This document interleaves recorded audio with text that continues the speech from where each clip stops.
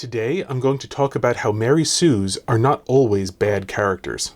Welcome to Missing the Mark, where we look for meaning in strange places. I'm Christopher. So just to make sure everyone's on the same page, when I talk about Mary Sues, I'm talking about the extremely sort of overpowered female character with no character development that you see fairly often in action movies. Now, I did a video all about the original Mary Sue, and it's really interesting because Mary Sue originated as a character in a parody story in a Star Trek fanzine. Those are the magazine-like things that people made by like photocopying them and passing them around because they weren't real publishers. And it was making fun of fan fiction of a certain genre. Now, I'm not going to rehash that. I'm going to just do I'm going to mention a few things that are necessary from it, but I'm going to leave that video for itself, not rehash it. The relevant thing, and I read the entire thing, it's only like 10 paragraphs in the original video. So if you want to, do check it out. But the Mary Sue character in there shows up, everybody loves her, and it's very crucial because this was also a key point in what it was parodying. She goes on an adventure, she saves the day, and then she contracts a deadly disease, dies, and everybody mourns her. So something you have to bear in mind about the original Mary Sue and that type of character is that it was very short-lived. She died a tragic death at the end of it, and the thing it was making fun of pretty much always had them dying this tragic death at the end of it. And so the thing I mentioned is that the Mary Sue is not an unrealistic character if you know what she's talking about. And the fact that she is a young woman is absolutely no accident. So the thing is, there are differences between males and females in our species, and these differences are often exaggerated, and they are often understated. And they are often overstated in places like how we are the rational animals, the image made in the image and likeness of God. On the other hand, where they're often overlooked and where where males and females are at our most different is in reproduction. This kind of makes sense if you kind of take into account the fact that being male and female is about reproduction. And so if you look at, in particular, the reproductive strategies of males and females and sort of what their life is like, a male, and the prototypical, the thing where Mary Sue's come up is because they are these prototypically female characters in a prototypically male genre. So, science fiction, for example, but you see them, with the rise of superhero movies, you see these sorts of characters coming up, not just in science fiction, but in action films, superhero films, and the like. And, now they're frequently written very badly. Because the people writing them don't understand them at all and don't know what they're doing. And I'm going to get to that. But first, to describe it, so the prototypical male character, if you look at how males work, so both males and females are very similar. I mean, you can see some sex differences, in males and females on average, because individual variation tends to be higher before puberty. Now, there are obviously physical differences. The males and females simply have different anatomy. But before puberty, while you will see differences in behavior and so on, individual differences are actually quite a bit bigger. There are noticeable differences, but they're not nearly so pronounced. Then you hit puberty, and males and females become much more characteristically male and female. That's sort of what puberty is. It's where we get our secondary sexual characteristics. So. Now, what happens with males? Because this is the thing that anyone who's a fan of science fiction or fantasy, most adventure-type fantasy, or, superhero-type fantasy things will be familiar with, because this is sort of what they're primarily about, is so both males and females at puberty gain the ability to reproduce. But males take a fairly long time. I mean, they take some time, but both of them take years. But males take a fairly long time to really come into their full secondary sexual characteristics. Because one of the big ones that doesn't tend to get talked about, facial hair is, deepening voice, facial hair. These people pay a lot of attention to. But one of the really big ones, actually, is that at puberty, males start developing much more upper body strength, much more of the ability, things that enable you to do things like fight. And remember, for a large fraction of the world, a large fraction of history, fighting other human beings is quite important, but so very much is the ability to fight wild animals. It's only like 10,000 years ago that lions went extinct throughout Europe and Asia.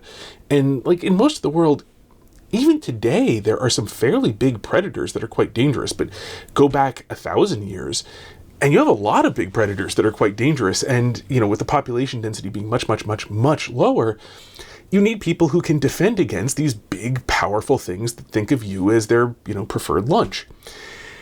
So the ability to fight in this sort of way, the specialization into fighting, because both males and females can fight, but males specialize into it. We have that, upper body strength, put on a lot of muscle around the chest and shoulder and back, the ability to lift things, to hit hard. Males develop stronger, generally speaking, stronger bones. Males take more of a beating without getting injury. The male face grows more bone to just be more impact resistant and so on. So there are a lot of things that are, designed around the fact that the world is a dangerous place, and it especially used to be a dangerous place. And so these secondary sexual characteristics take a long time. Like, a male can reproduce, somewhere between, I forget what the range is, like 14 to 17, something like that. He's capable of producing gametes that can fertilize a female. But males don't really come into like their full strength until really like your mid to late 20s. And, if you look, it depends on what kind of thing. Like, so different strength sports have their different, if you look at like what are the ages of the top competitors in open classes, it varies a bit. Like, gymnasts tend to be like in their 20s. Weightlifters, Olympic weightlifters is the sport's called weightlifting. It's its official name. But the one, with the snatch and the clean and jerk, those people tend to peak in their late 20s. There's, of course, substantial individual variation, but people tend, like the top competitors tend to be like in their late 20s. In powerlifting, they tend to be in like their mid 30s because there are differences in terms of fast twitch and explosive strength and various other things. But in terms of the ability to produce raw muscular power, that peaks like in the 30s. Now, if you look at like the actual ability to fight among people who train early and stay with it, people who are men in their 40s and 50s are, can be, especially when you introduce things that force multipliers like weapons. Men in their 40s and 50s can be extremely dangerous, especially with force multipliers. In the Roman legions, the troops who had 20 years experience in the army were generally the best troops. Those were the most elite troops. These are people who had been fighting. They're doing hand-to-hand combat. They have short swords and shields. They throw pila, weighted kind of javelin things. This is how they fight. And like the people who've been doing this for 20 years, these are your elite soldiers. So, because they're using force multipliers, because things like shields and swords, etc., these are force multipliers, so that like experience, knowing how human beings move, being able to anticipate things appropriately, deal with that, the ability to just be on your balance and so on, all of these things grow over time. So for a, and human beings have been a tool-using species for a very, very long time. So males do not tend to, when a male hits puberty, basically on all metrics, they're just socially inferior to males in their 20s, and on almost all metrics, males in their 30s. Even in the modern times, if you look at, you throw in things like the ability, earning power and stuff like that, it's still the case. Like, a male in their 30s has to take care of himself in order to, not be, fat and out of shape and so on. But if he does, he's going to be a lot more muscular than, and just look a lot better than a male who's like 17. And so the male trajectory is basically one of which, like, you start off with nothing, and you don't really have much of any respect coming to you, and it's a thing you need to earn. So you need to spend a long time getting good. Like, literally, you need to spend years putting on the muscle that your body is capable and to some degree wants to put on, as long as you actually challenge it. You need to spend a long time building skills. You need to spend a long time learning knowledge. You need to spend a long time becoming dangerous so that you can use that appropriately in order to make things safe. So the male trajectory is one in which you start off with nothing and have to climb your way and have to, claw your way up to that sort of social value. And, it's all the sort of things that, naturally speaking, is distinct from morally, earn a man respect are all things that he's got to earn along the way. He's got to challenge himself, and he's got to challenge himself constantly in order to get there. And so what do you see in stuff that primarily appeals to males, like science fiction and action fantasy? And I'm not talking like urban fantasy, and things like superhero stuff. Well, it's the basic male progression. It's, you start off, you have the ability to do things, but you don't know enough to do them. You're not good at it yet. Nobody respects you yet because you haven't done anything. And then you start, using this and developing your skills and building your power and becoming better. And even in superheroes who are sort of, one way or another, they're handed massive amounts of power, they still aren't nearly as good as when they train. They very often need a mentor. Even when they don't, they have to figure out how to use it. They have to unlock their powers. The Hulk is a major exception. He's a fascinating other thing because the Hulk was not a superhero for the first 30, 40 years of his existence. The Hulk stories, if you look at the old comics, the Hulk was essentially nature and the man versus nature thing, and the Hulk was there to humble the proud. That however, that when human beings, even incredibly powerful ones, thought that they could dominate everything, they thought that they were unchallengeable, the Hulk was there to challenge them and beat them down and teach them humility. So the Hulk was a different character, but for the most part, there's always that progression. And it mirrors the fact that, in puberty, a male suddenly becomes a lot stronger, but he's got so much further to go. The testosterone flooding his body causes him to just put on a bunch of muscle, even if basically he's a couch potato. But if he challenges himself, if he works hard, he grows much, much more. Well, that's the basic progression that you see. And this is why, these are all these satisfying stories, because for the audience who was looking at this, who's mostly male, if you just look at the demographics, this is the story of their life. And these stories are frequently, fiction used as inspiration in order to help you to develop along these lines. And it's why it's especially popular among younger males. As people get older, as they start getting to different stages of life, when you actually if you've spent your time, if you've developed skills, if you have those abilities now, you still these stories still resonate, but they don't hit in the same way because you've done it. If you've got a job that you're decent at, if you're earning enough money in order to comfortably support your family, if you have children, these things do hit you differently. You still appreciate them, but not in the same way because, well, you've already done this part. So it's not a thing that you look up to as inspiring as you hope to be like this or something like that. It takes on different things. But having said that, that's what this normally appeals to. Now, the Mary Sue character does not fit in with this, because what is the Mary Sue character? Well, she's the female progression. And look at the female progression. It's rather different, actually, because at puberty, a female becomes fertile and capable of bearing children. And pretty much from the get-go, a female is at her maximum fertility. It's not, I believe it's not quite there, but within a year or so of becoming capable of bearing children, a female is extremely fertile. She's not fully physically developed to the point where, especially when puberty happens earlier, females who start having children in their very late teens or early 20s are better able to handle the rigors of pregnancy than a female who starts at 13. But nonetheless, somewhere around 17, say, which is, the age essentially of Mary Sue. That's the, roughly speaking, the age too of a lot of these Mary Sue characters, either literally or sort of metaphorically. If you look at them, they're theoretically older, but they behave like they're 17. and I'm using 17 roughly speaking, 17, 18, something in that range. Like the person's basically socially an adult, but only just became socially an adult.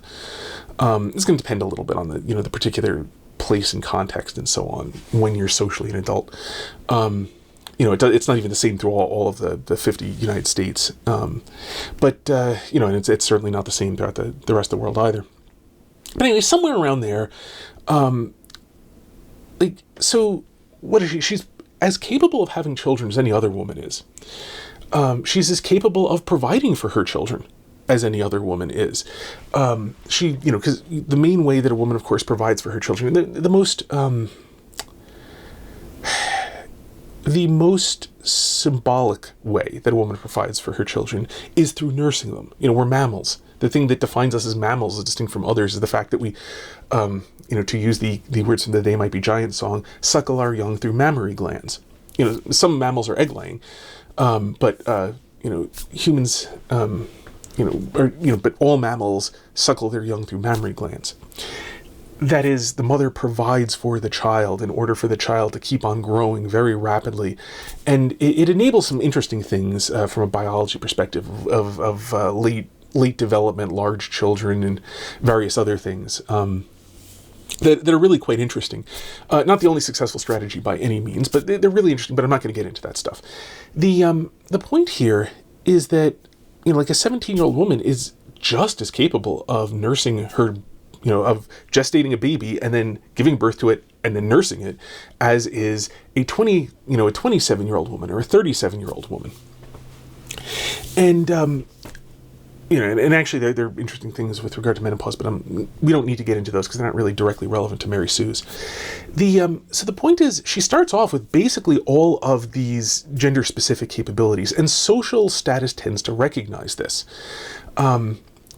That the social, socially speaking, a late teenage girl is so I'm kind of interrupting myself with the exceptions. So I'll give the exception in a moment. So a late teenage girl is capable of marrying, usually not allowed, that's the exception, but, socially speaking, but, more or less can, and legally speaking can. It's not super common for various reasons that, again, are not so symbolically relevant here. But the point is that she can do these things. She doesn't need to earn them. She has that respect. A 17-year-old girl is at least extremely close to as pretty as like a 27-year-old woman.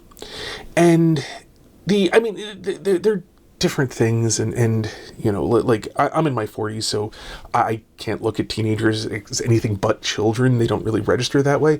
But, for people who are at least relatively close in age, there isn't that progression of, there isn't like, wow, like she's going to, really be super pretty in another 10 years. Like, that's not the trajectory in the same way as, like, look at a 17-year-old, like, imagine how strong he's going to be in 10 years.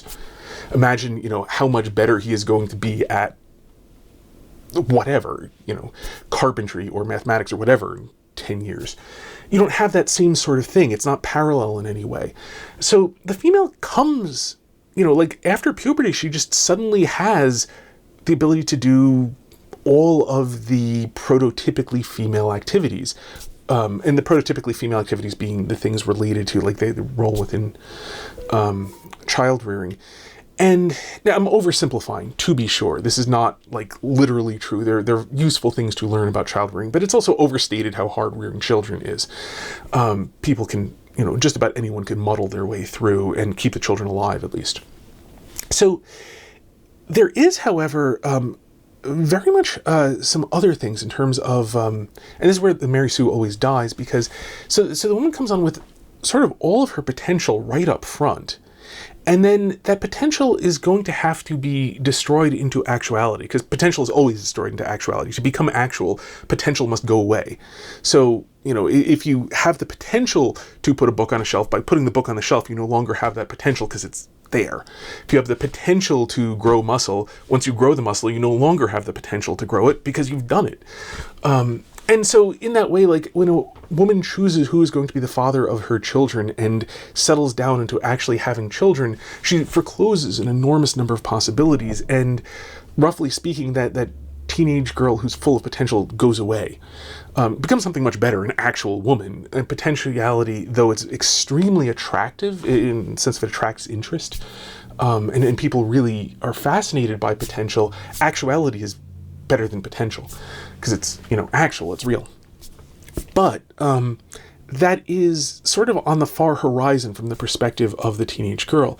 And so the Mary Sue character is actually very much deals with real, actual problems, just they're on the female development path, not the male development path.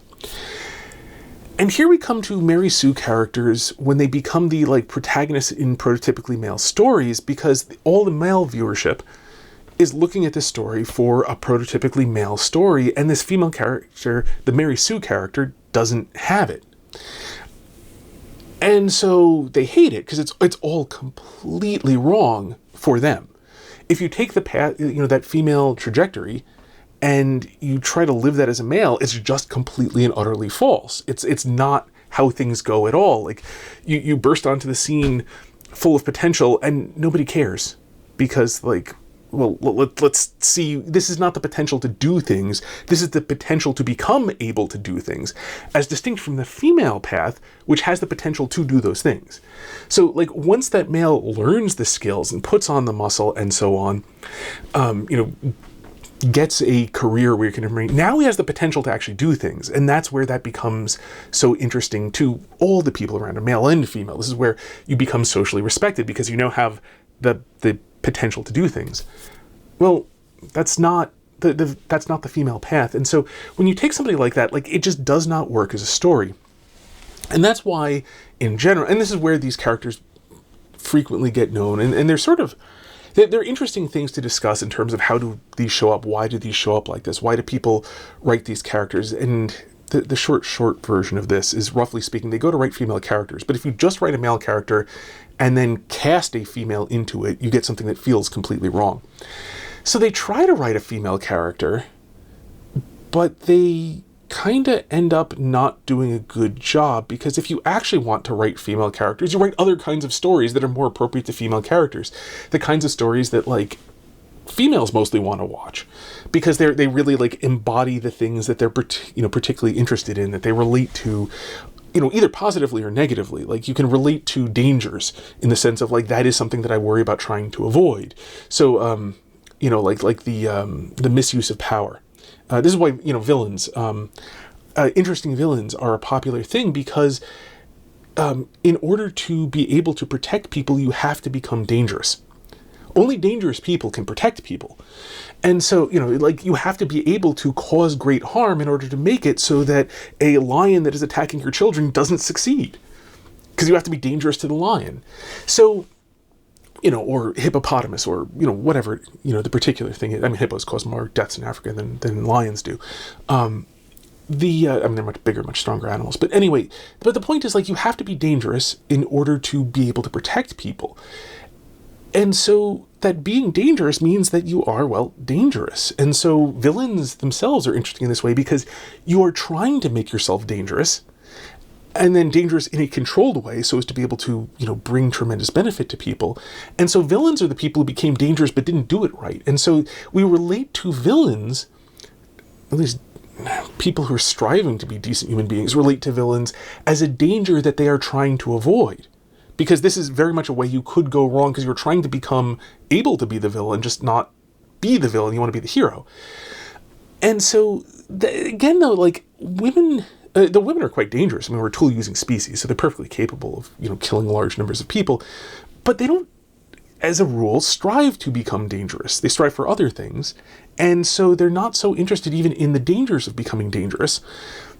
They don't, they're not so fascinated by villains, because that could be you if you're not careful, because you're trying to become just like that guy, except good, not bad, good, not evil. They're not really trying for that. That's not a big focus of their lives, especially not when they're young. So that's the thing. These Mary Sue characters are the attempt to write sort of female characters that would actually be in these plots, which is itself a problem, because a good example of a well-written female protagonist in an action story is in the animated film The Secrets of Nim. And there's a fascinating line. It was actually a female friend of mine pointed this out as like her being a really good character, Mrs. Brisby, I think it is. It's been a long time since I've seen it. But at one point, she's working on saving her husband's dead. She's a widow, and she's working on saving her child from some danger. And her mother's around, and she's crying to her mother, "I really wish that my husband were here." And her mother says, "Yes, I know, but he's not. So you have to step up and do what's necessary." And so she finds the strength in her to go and do this. But the thing is, what's really interesting about that, if you look at it, she steps up to it, but this is a tragedy. To a male character, stepping up to the demands of the thing, risking your life to take care of others, it's bad. I mean, like, you want peace. You want, you want, the Shire, something that's peaceful and well ordered, and where, your labor is simply, you labor to take care of people, but you don't have to fight to take care of them. That's what you're trying to create. But there is opportunity within that danger to prove yourself, to go and do something tremendous and important. And that appeals to, people, especially on the male path, and people early on the male path, I mean. That idea of having an opportunity to prove yourself is deeply attractive. Whereas to the female, that's just a tragedy. This is just everything's gone wrong. The first lines of defense are all gone, and the best you can possibly hope for is maybe things won't be too bad when this is over. And that's the best possible case, not necessarily the likely case. Whereas in the male case, you can hope that you will be able to make things okay, and you will have earned your place in society. You will have proved yourself. You will have truly, used those powers you were given to help people in a way that really used them to the utmost. So that's why adventure stories have, adventure stories are always sort of attractive, and hence why cool guys don't look at explosions. At the end, at the very end, there's a final explosion that usually happens when the guy knows he's taking care of everything, and he turns around, starts walking home, the explosion goes off, and he doesn't even care at this point because he knows that he's finally done. And he's returning to real life. That the purpose of this adventure has finally been completed. The thing that is worth protecting, he's protected. And so it's now done. He's proved himself. And the adventure no longer matters as an adventure because it's served its purpose. He's taken care of what needs to be taken care of. He has proved his own, he's used his abilities to their utmost. He has proved himself and what he can do. And so he's done with that, because all war is a tragedy. It's a tragedy that can have positives along with it for some people in some contexts, but it's always a tragedy. So that's why cool guys don't look at explosions. Referencing a song, look it up. It's a really funny song if you aren't familiar with that reference.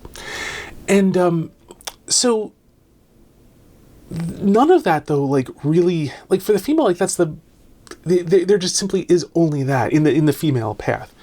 And now there are some...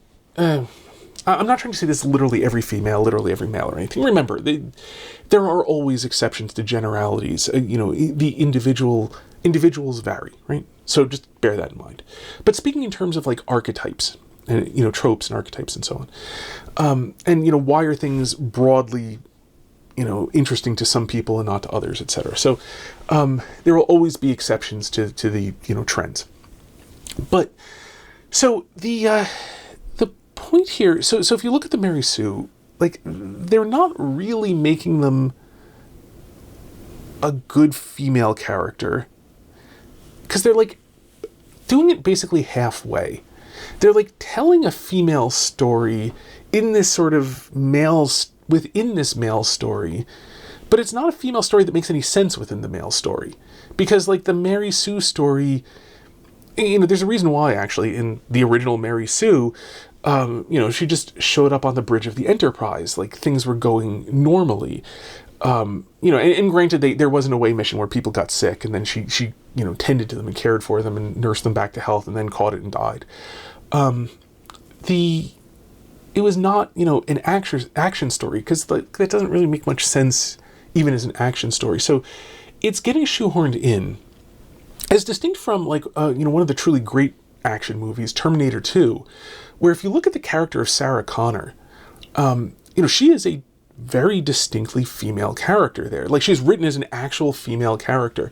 Now, what is she doing? Well, she's working as hard as possible to protect her child because she's approximately the only one who can.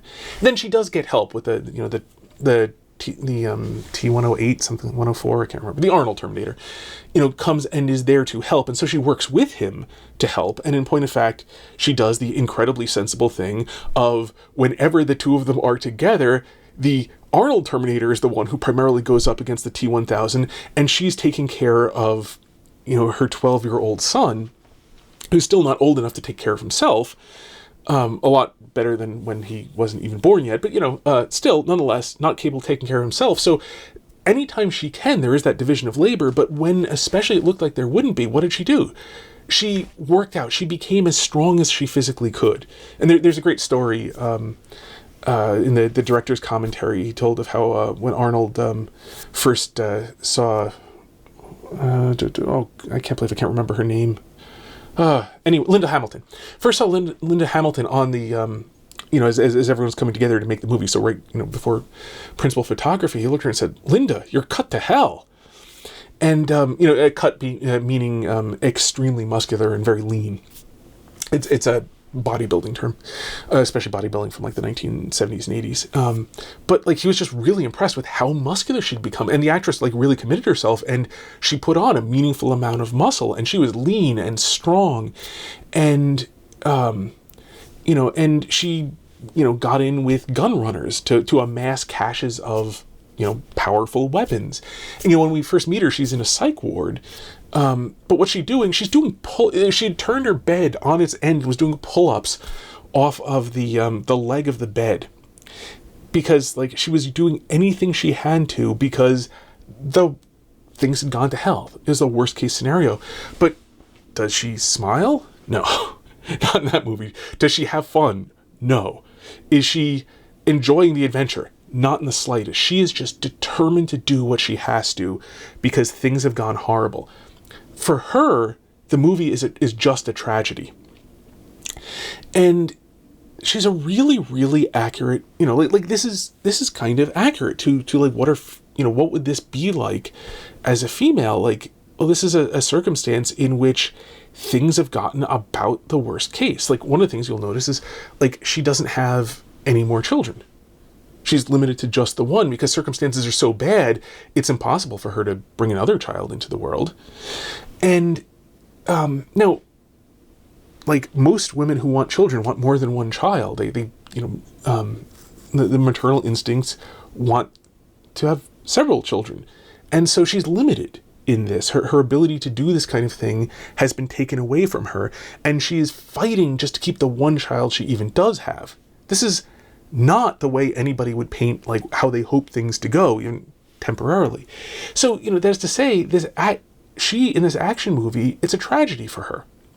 Now, it's part of what makes it such a good story is it's, intermixed threads, and there's the fascinating character of the Arnold Terminator, who's actually taken seriously as genuinely is a killing machine. And so when somebody says to him, when he talks about how he has detailed schematics of human anatomy, and Linda Hamilton's character says, "To make you a more efficient killer." She's just thoroughly disgusted by this. And he says, yes.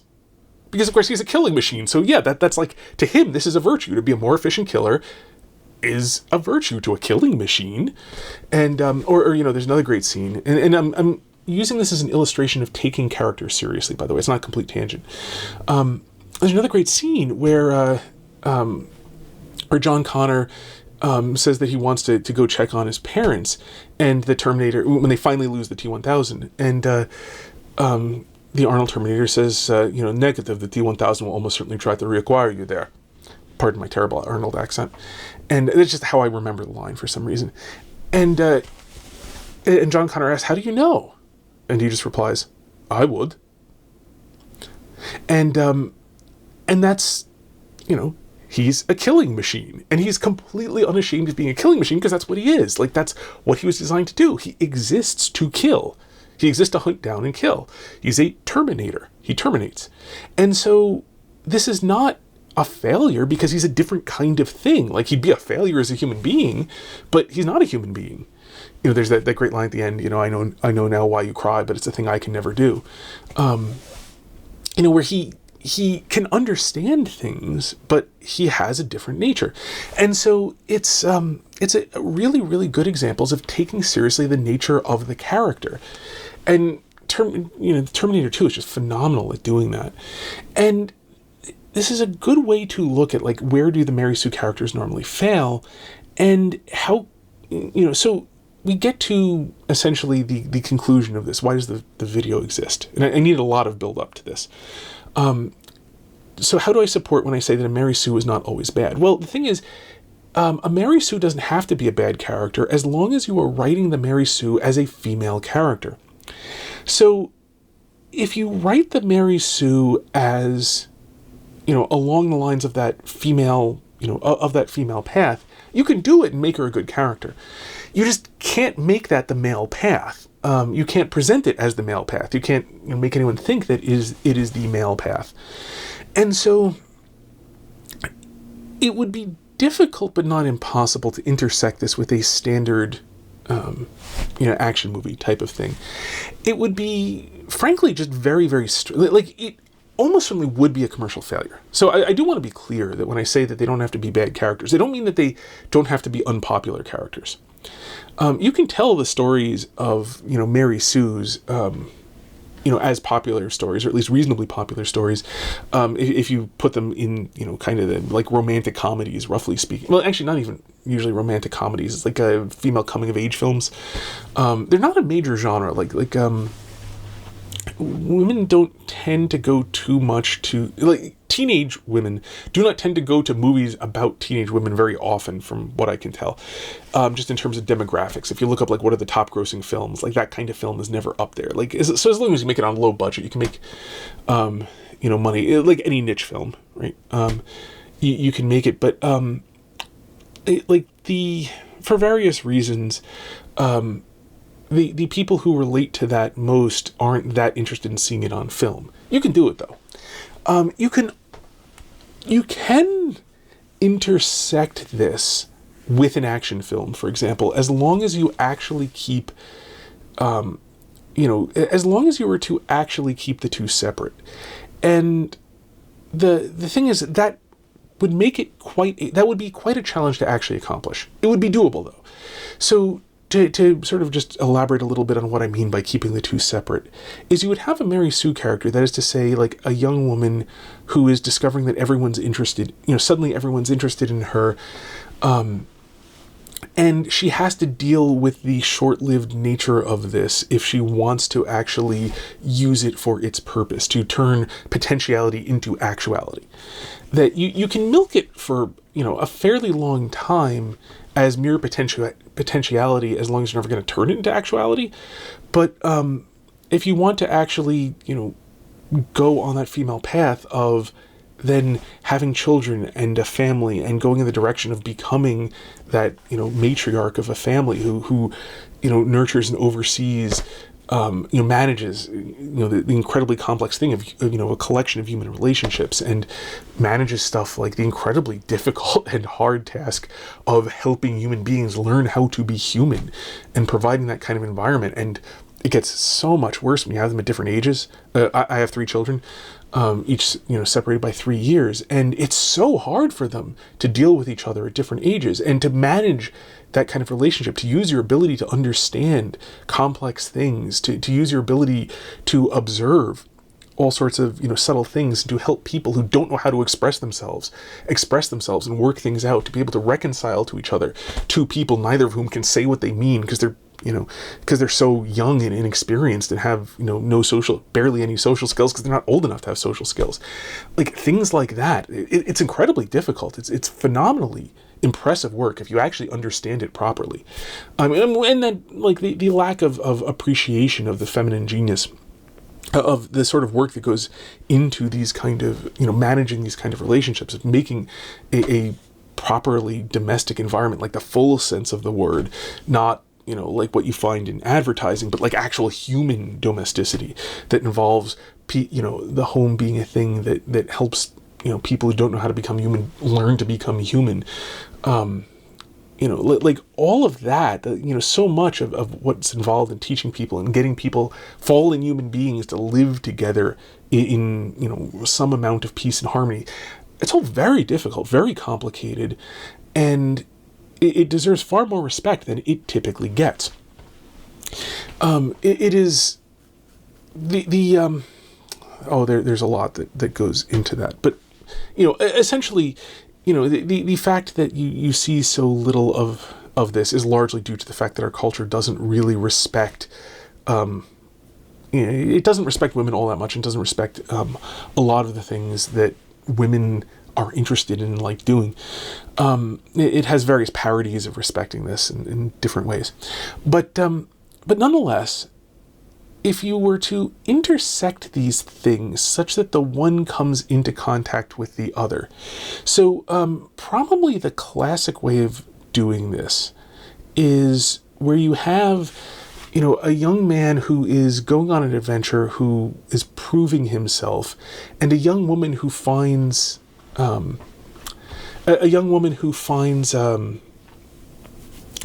finds herself in that circumstance of having recently become basically a female adult, and navigating this and deciding how she wants to turn her potentiality into actuality, to accomplish things, to do actual things that mean something and are real. And have them touch each other, and then largely have them not touch each other, and then have them diverge, and then have them go off where she remains in a context where that makes sense and is not, like maybe has some brushes with tragedy, but not directly, and largely manages to stay in that kind of, preserve more in the domestic area where it is possible for her to turn her potentiality into actuality, as distinct from being in a war zone where you can't accomplish these things. And then to have essentially the young man succeed in protecting her. To do that path, because this is an action movie, so it's got to be primarily the story that most of the people go see action movies will relate to. And then to, have them reunite at the end with her having, with him having proven himself and her seeing this. And now, this is part of the reason why, it's often alluded to slightly. This is the thing, where it's, when done badly, it makes it look like the woman is a prize. When done well, this is essentially the intersection of these two stories, where she sees somebody who has, she sees his virtues, she sees his goodness, and she decides that this is the direction along which she wants to actualize her potential. That he, in this fallen world, that he has the virtues that are necessary in order to make for being a good father and husband, to provide that domestic space for her to do the things that she wants to do within them, to have the sort of, patience required and so on. So, again, I'm speaking very archetypally here, but that's basically how you would have to do it, and you would just actually look at her story from her perspective as well, and show her perspective on the things that are happening. You have to be careful, because if you do that too much, you're just going to make the adventure look not like an adventure, but like a tragedy. But you can do it, and it would certainly be workable to accomplish. Very few writers, I think, could pull it off, because it's hard to be sympathetic to both young males and young females. There are actually very few people, male or female, who are sympathetic to teenage girls. In fact, the people who tend to be least sympathetic to them are adult women, I've noticed. Which I think is actually related to, like if you look in the actual, social structures of because human beings are meant to live in, multi-generational social structures, where you have, the people who are older around you, and they're supposed to act very much as a limit on the excesses of youth, and they're supposed to provide sort of the walls in which youth can let themselves go and find out how things work. And part of that is you push, and some things it's, they're soft and people get away with anything, and some things they really push back on. And so it seems to me that adult females not taking teenage females seriously is some combination of those two things, but it doesn't work very well in fiction from what I've seen. So that it takes an extraordinary woman to be able to, adult woman to be able to write good teenage female characters. So this does seem to be just like a general human weakness at writing like really good teenage female characters is something most human beings just don't seem to be very good at. It's happened. It's definitely happened. And but even like my favorite example, Pride and Prejudice, they're actually in their early 20s. They're not in their teens. They're similar-ish, a little bit older, which makes a meaningful difference. But I mean, Elizabeth Bennet's 20 years old, actually. She's not 1 in 20. So, she's 20 years old. So she just got off being a teenager in Pride and Prejudice. And Jane Austen did a phenomenal job of it. So, I mean, to some degree, if you want to see a good example of what I mean, like, look at Pride and Prejudice. Because Pride and Prejudice is very much like that from the female perspective. And so, now, it is almost entirely from the female perspective. You get little hints of things from Mr. Darcy's perspective. And, this is one reason why Pride and Prejudice, I suspect, tends to be... Although, I mean, everybody should read it, because it's a phenomenal novel. It is... I mean, I'd happily take part in a debate that Pride and Prejudice is the greatest English language novel, on the prose side. But that said, it is... it's a phenomenal novel that everyone should read, but in practice it tends to be more popular with females, because it really, like, examines the sort of that female trajectory, early life trajectory. So that tends to resonate more with females, which is borne out, and who tends to like it. Although, as I said, everybody should read it. It's phenomenal. It's extremely rewarding for the male reader too. But so to some degree, like essentially that, but just spending more time with Mr. Darcy and less time with Elizabeth, is to some degree what that would look like. So, to wrap this up, because I know I've been looking at this from a bunch of different angles, which is the point. It's not just sort of like one thread terminating it, but it's looking at the same topic from a bunch of different angles to try to, show what its shape really is. But so to wrap up, the Mary Sue character is, generally speaking, a very bad character, because most of the people who tend to write them tend to be not good at it. Frequently, they're not very good at writing anything, but in any event, they tend to not be very good at it at all, and they don't really take it seriously because they're not willing to commit to it as a character. They kind of want it halfway. They want to, they want a female character who's doing male, like, essentially a late teenage female character who's doing like early 20s male things, and they mostly don't. Like, not in terms of things that tend to be, particular to individual sexes, because they rely on, secondary sexual characteristics and general, life trajectories, as well as like the sorts of things you're going to be, likely going to be wanting to do. So that doesn't work. So I am not in any sense defending the Mary Sue character, which is a female character doing male things for no reason other than you want them to do male things. So you just have them do male things, even though it doesn't naturally come out of the character. And they don't react to it as if they're doing the stuff they don't want to be doing. They just kind of react not really very much like anything frequently. Kind of comes up like the character of Rey in the first Star Wars movie, that she kind of has like no reactions to anything. Or very, very little, which is not because the actress has such a limited range. If you actually look, although it's a hilariously bad movie in many ways, in Rise of Skywalker, well-intentioned in some ways, but hilariously bad too, it is... One thing it does do is it actually gives Daisy Ridley some like scope for actually acting. It has her, the character has some reactions to things, and so like in Daisy Ridley shows, she's perfectly capable of acting if given the scope for it. But she has like basically no reactions to anything in the first two movies. I've only seen parts of the first one. I've seen the second one too many times, twice I think that is. But it's certainly true in the second one that the character basically has no reactions to anything, because it's an utterly confused character. It's a character who has a certain set of like goal, of like motivations, and then doesn't do anything related to those. And so she doesn't react appropriately to having the motivations to do the things. She doesn't react appropriately to having motivations to not do these things, but having to do them.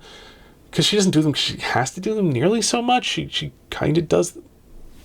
Not for any real reason. So because the character is acting for no motivations, she's just kind of like doing what the plot requires of her, because the screenwriter is like dancing her like a puppet.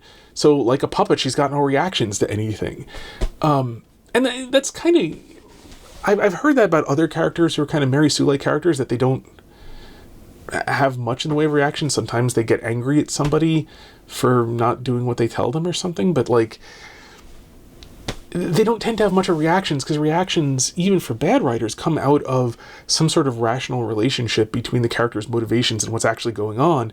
And when there is no relationship between the character's motivations and what they're doing, you can't really have much of a reaction to that doesn't give you any scope to imagine what the reactions would be, so they frequently don't really have them. Which is kind of another reason why they often tend to be bad characters. But if you had a writer who actually fully took the character seriously, and you couldn't do it, to be clear, you couldn't do like that character as the central character of an action story, because it would make no sense. It would just make absolutely no sense. Like, you would not tell a story that women are interested in, nor would you tell a story that men are interested in, because it would be neither the path that somebody wants to walk down, nor is it a cautionary tale about the path that they could fall into as they're walking down the path they want to walk down. It would just be basically, well, that sucks. Like, you can tell a story of a person who just like suffers a horrible accident and is faced with nothing but adversity and nothing goes right. But like, but when it's all out of their control, it's not even an interesting story. Like, you can tell interesting stories about people who face tremendous adversity, and then how did they deal with this adversity, and how did they overcome it to some degree? Like the story of Helen Keller and I can't remember her name, the woman who teaches her sign language. They're both overcoming tremendous adversity. And so it's an interesting story to see, like, okay, yeah, this disease that robbed Helen of her hearing and her sight, and then, the teacher who's here with the teacher's in a little bit different context, because, she voluntarily takes on this incredibly difficult pupil, but the character of Helen herself, Helen Keller is a fascinating story of a person who, as people gave her things, went to sort of extraordinary lengths because she couldn't receive them in the normal fashion through hearing and sight, and then was able to become, who's an eloquent woman who was able to overcome all of this adversity in order to be able to use her eloquence and to do things that it is truly impressive that she was able to do. Well, yeah, that's a cool story because she overcame adversity. If you just stopped at like, everything went wrong, nothing went well, it's all terrible. I mean, like, I guess you'll show them in European art houses and, I don't know, have complimentary glasses, wine glasses filled with crushed glass afterwards for anyone who wants it. It's virtually nobody will like this sort of thing because there's nothing to like about it. So the thing that I am defending is essentially that you can take that kind of character and put them into a story. And you could even put them into an action story as long as they're not a main character in the action story. Because if they're the main character in a story, it's got to be a different kind of story. But they can be a smaller part in the story as long as you actually fully take them seriously. Just be careful about how they intersect so that the intersections of these two stories make sense. And the big thing is that you tell them as threads that are intersecting each other and not as parts of the same story, because they don't really fit that way. And intersecting threads can be a very interesting storytelling technique. So that is my defense of the Mary Sue character. And my defense of how it's possible to use them well. It's very, very rarely done. It would require tremendous skill. Most people are much better off leaving them alone if that's not the sort of story that you want to tell primarily. But they're not necessarily bad. It's just you have to take them very seriously as their own kind of character and, be true to the character that they are. And if you do that, you can actually make them a decent character. Although it imposes restrictions on the kind of stories you can tell with them. Until next time, may you hit everything you aim at. If you like this video, then clicking the like button, according to YouTube, will make them more likely to recommend it to others. If you know anyone who might get something out of this video, then it would be kind to share it with them, or just share it on social media in general. And if you'd like to see future videos of mine, you can subscribe. And if you're not in the habit of checking your subscriptions page regularly, then I suggest clicking the notification bell and setting that to always, because otherwise subscribing to a channel basically just sort of like gives YouTube a hint that maybe it should consider recommending these videos to you, possibly at some point, if they think so. It's a funny world we live in. God bless.